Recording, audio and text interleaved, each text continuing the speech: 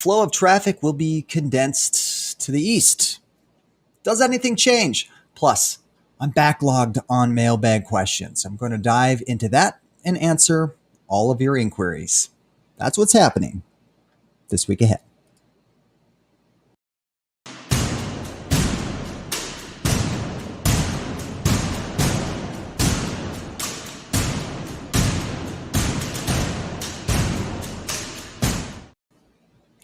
As a homegrown Minotian, this time is bittersweet. It's State Fair Week. On one hand, the fair is back in town for the first time in 2 years, and it takes quite an event to bring the North Dakota State Fair down to its knees. Only twice: a historic flood and a global pandemic. They're the only things that have been able to do that. It's great to have it back. It's great for our community. It's good for our economy, and it's good for our quality of life. On the other hand, traffic becomes a little bit more congested in several spots of town. It's a fine trade-off. But this week ahead, I want to ask everyone to take extra precaution on the roads. East Burdick near the fairgrounds has been reduced to 25 miles per hour zone. There is like 100 times more pedestrian traffic and many new motorists driving within our community. Take your time, stay safe, and enjoy the return of the North Dakota State Fair. Our city, of course, would not be the same without it. Okay, we're light on construction and traffic impacts this week. Things kind of slow down a little bit during the State Fair week, and it's kind of by design. So I thought this would be a great time to answer some of the questions that you sent to me through social media or through our mailbag. Of course, if you have anything you want to know, just ask us. Go to minetnd.org/mailbag. I'll try to answer those as promptly and as best as humanly possible. Our very first question, this one actually comes from Facebook. It's from Bruce Hoffert. Why at the intersection of South Broadway and 31st Avenue doesn't the city pour concrete and be done with the lane issues rather than doing a mill and overlay project every couple of years? Okay, well, this is a good question, and it is, of course, a fair question. Here's the thing. We'll be doing that. Now, some of you may remember earlier this year, we presented a few ideas that came from a very large Broadway corridor study. We looked at all of Broadway from south to north. You may remember an idea of a 2-lane roundabout being thrown out there. This intersection, of course, is a part of that study, and that means we will be constructing something very similar. Concrete intersection at that exact intersection and many other spots, but that's not for another 5 to 7 years. So we're waiting instead of having to do that twice. Right now, we're going to have to maintain that until we can get that intersection programmed with state and federal dollars attached to it. It's better bang for our buck. We have some decisions to make until then and some designing to do. So that work is coming, Bruce. Maybe, just maybe, if you play your cards right, you'll be able to get a 2-lane roundabout there. How about that, huh? I hope that helps, and thanks for asking that question, Bruce. I appreciate that. Okay, next comes from the actual mailbag. This was submitted to me through email. Comes from Robert Peterson. When will the lights be turned on again on the new section of flood wall between North Broadway and 3rd Street Northeast? These were there after the wall was finished, and they look so nice. Well, first off, yeah, I totally agree. You're correct. Those lights on those flood walls are fantastic. But they've been dark for a little bit.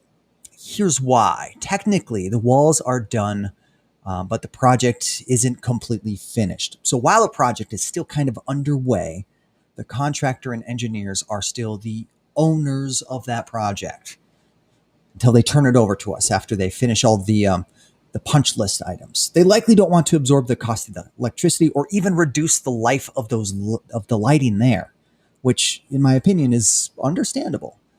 But we will take over when we finally cross the T's, dot the I's, make sure everything is in tip-top shape, and that project will be done. Expect that to happen this fall. And that's when you can expect those lights that line the flood walls to be shining very nicely. Okay, thanks for the question, Robert. Final question for us this week ahead. I'm pulling this one off of Facebook as well. It's in regards to the relocation of City Hall. We just had an open house on this. So we got this question from Sean Renee. Do we need one? What's wrong with the one that we have? Okay, another fair question, a good question. And here's the thing. First, nothing is wrong with the current building that we have City Hall in, but it's not big enough. And neither is the police department, which shares the same footprint as City Hall. But there's more to that.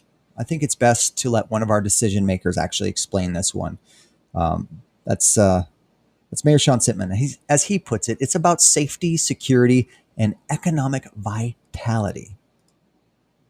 The fundamentals, if you take a look at the current City Hall, we have long been out of space, and that is space for every aspect of every department that is located in City Hall.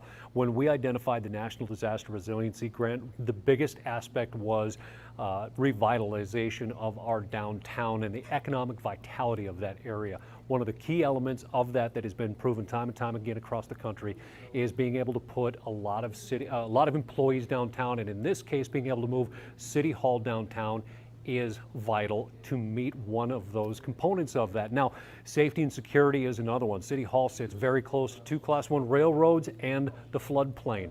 Now, being able to get central dispatch out of the floodplain and to also get City Hall employees downtown away from that is absolutely an asset and a safety and security issue. So you throw all of those different individual items combined together, and it makes a lot of sense. On top of that, we have a lot of resources out at Public Works in a different building, not even located in our current City Hall. Being able to bring all of those is a one-stop shop, and let's be honest, a lot more, I think, equity to the community, being able to have all of that in one location.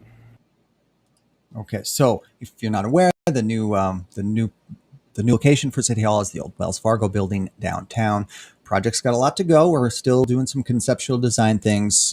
Look for that project to start to materialize in about 12 to 18 months. Okay, if you have any questions like this or something that you think I haven't answered, let us know. Of course, head to minetnd.org/mailbag. We'll do our very best to get you what you need. Now, coming up this week ahead, the roads are opening up for the state fair. Traffic control is completely off of East Burdick, but we do have some pockets of work still going on throughout the city. One example is by our current City Hall and by our library with flood control work. That is continuing, but we are really in sort of an intermission right now. And spoiler alert, next week we are going to outline what could be deemed Act 3 of construction for 2021. Our road projects for the Magic City, they'll be going like gangbusters. Starting in August 2nd, we'll have chip seal all over town, mill and overlay on Burdick, concrete work on 31st. It all starts in August. We'll tell you about that next week. It is all designed to happen after the North Dakota State Fair. I'll outline all of that work in a week from now, but for now, enjoy the mostly wide open roads.